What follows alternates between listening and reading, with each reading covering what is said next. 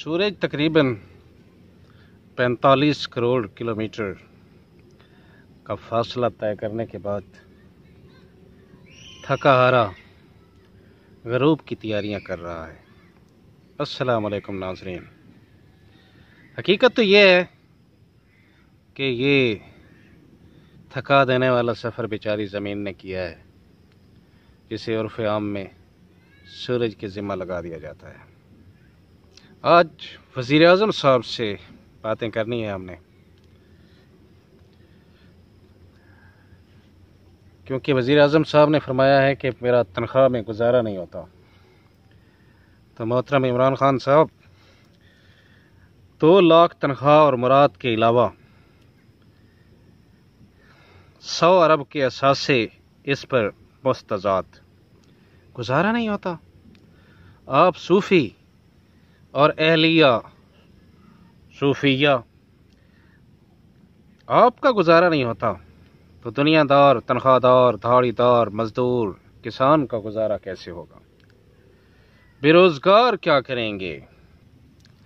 حضرت، وقت گزرتا جا رہا ہے، عوامی سطح پر موجود بے چینی کسی خلفشار کا باعث نہ ہو جائے۔ معیشت دیگر گوں ہے، مثبت اشارے مل نہیں رہے۔ ٹیم تبدیل کریں حضرت، ٹیم۔ یہ فواد چودھری، فردوس عاشق، یہ شیخ رشید، یہ فیصل واڈا، اس قسم کے کچرے سے جان چھڑوائیں، کیونکہ وزراء سنجیدہ نہیں، مشیر چنیدہ نہیں، ذمہ داران جہاں دیدہ نہیں، رہنما فہمیدہ نہیں، پالیسیاں ثمر رسیدہ نہیں، حکومت کے اہلکاروں کے اوصاف حمیدہ نہیں، آنکھیں خوابیدہ نہیں، کرپشن گزیدہ نہیں، بیوروکریٹ پر گزیدہ نہیں، چہروں سے اطمینان حویدہ نہیں، اس قوم کے درد میں کوئی رنجیدہ نہیں، کون سا وزیر ہے جو ندیدہ نہیں، تاحال کامیابی کی شراب کشیدہ نہیں، کریڈٹ آپ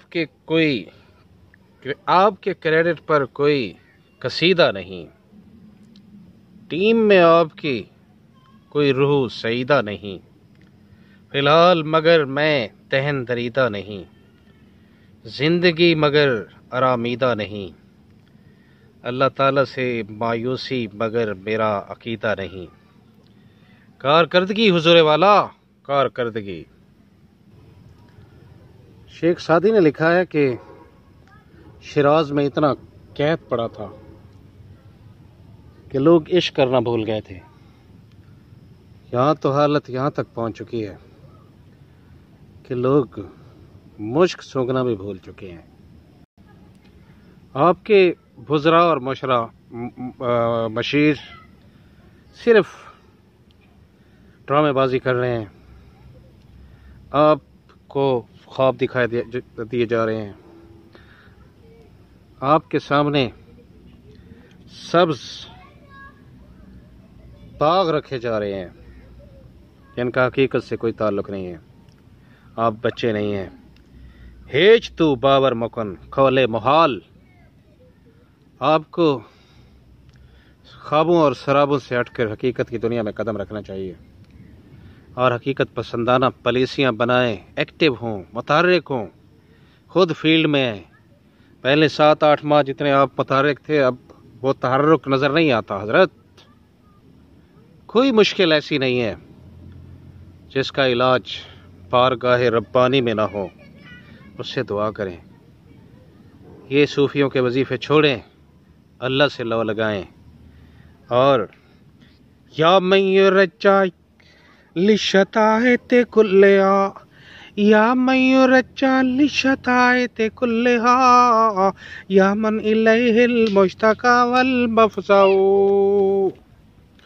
چوروں کی کہانیاں بجا، اب ان کے فسانے سنانا چھوڑیں، اب شیر اور